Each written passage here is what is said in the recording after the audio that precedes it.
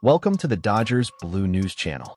Before the news, please leave a like on the video, subscribe to the channel, and turn on notifications. Now, let's get to the Dodgers news.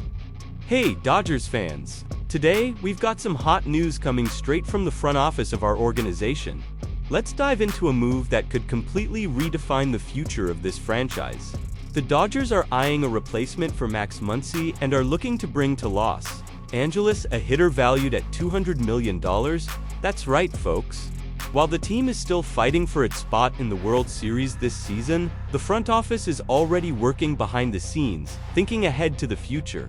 Look at what happened last offseason. Right after the World Series, our team didn't waste any time. They brought in Blake Snell, Roki Sasaki, and Tanner Scott. It was a move that showed the entire country and the entire world that the Dodgers mean business. More than that, it proved our unique ability to attract top-tier stars from Japan. Now, Kerry Miller from Bleacher Report is predicting that the team will strike again this offseason, and the main target has a name, Munetaka Murakami. Miller was direct when he wrote that, "We're going to hear a lot about Murakami this winter, and likely throughout the next decade." The expectation is that he'll immediately sign for more than $200 million. And guess with whom, much to the frustration of most other organizations, Murakami brings defensive versatility. Folks, he can play both first and third base. With Freddie Freeman locked in at first base, the Dodgers would be positioning Murakami to replace Max Muncy at third. Muncy has a club option for next season and is about to turn 30. Now, let's talk numbers, because numbers don't lie. Murakami has hit 247 home runs in Japan. And pay attention to this detail, he did it at a better pace than Shohei Ohtani over the same stretch of his career. We're talking about an absolute elite hitter. And if there's one thing we know about the Dodgers, it's that they've never hesitated to spend big when they identify top-tier talent. The organization could have a significant strategic advantage in these negotiations. We already have Yoshinobu, Yamamoto, Ohtani, and Sasaki on the roster. Just imagine the environment, the cultural connection, and the support system Murakami would have here. Signing Murakami could prepare the Dodgers for an even more dominant lineup next year. Obviously, investing that much in Murakami might limit the team's ability to pursue an outfielder, but the front office is already considering alternatives. They could move Edman to the outfield full-time and make Ha-Seong Kim the starting second baseman. Now, just imagine for a moment what it would be like to see Murakami wearing the blue and white at Dodger Stadium.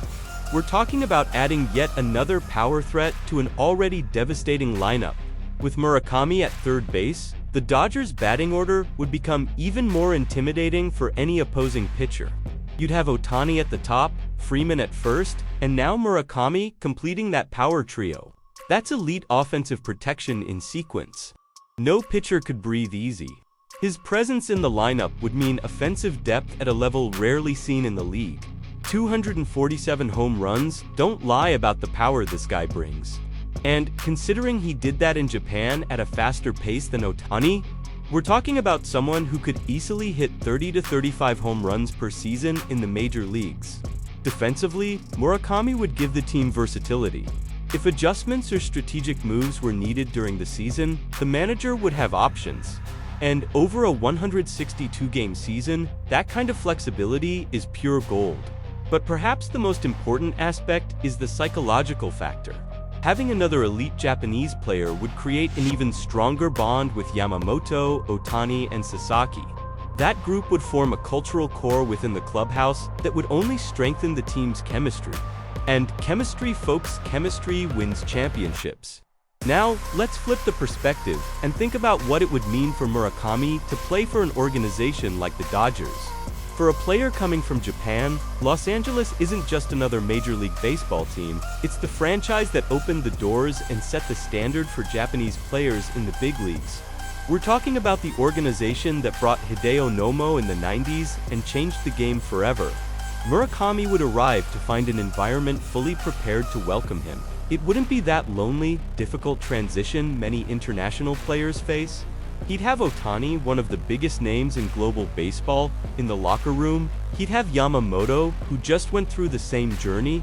He'd have Sasaki, who's living that experience right now. It's an instant support network.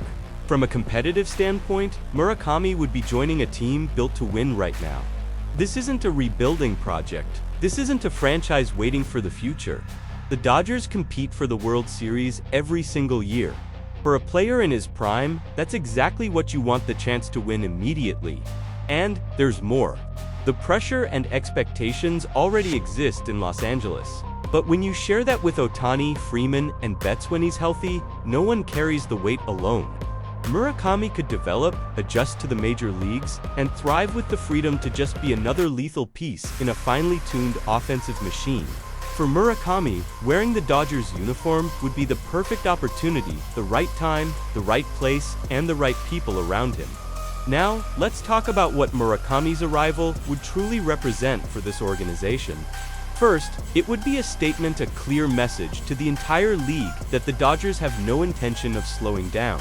While other teams rebuild, while others try to cut costs, Los Angeles keeps investing, keeps adding elite talent. It's a winning mentality that sustains itself.